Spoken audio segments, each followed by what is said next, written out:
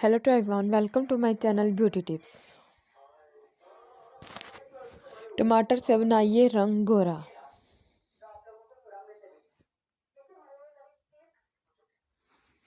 तरकीब: 2 टमाटरों को अच्छी तरह धो लें और ब्लेंडर में डालकर पेस्ट बना लें। इसमें 4 से 5 चम्मच कॉर्नफ्लोर डालकर मिलाएं और हल्की आंच पर 7 मिनट तक पकाएं। ठंडा होने पर इसमें 1 नींबू का रस, 2 विटामिन ई के कैप्सूल, एलोवेरा जेल, आधा चम्मच जैतून का तेल और अर्के गुलाब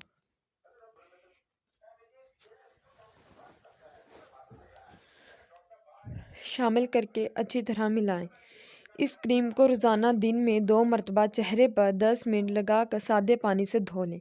आप देखेंगे इनमें ना सिर्फ रंग गोरा हो जाएगा बल्कि चेहरे की जिल्द भी टाइट हो जाएगी, गर्दो गुबार भी नहीं रहेगी, साथ ही ब्लैक हेड्स खुद ही तौर पर कंट्रोल हो जाएंगे।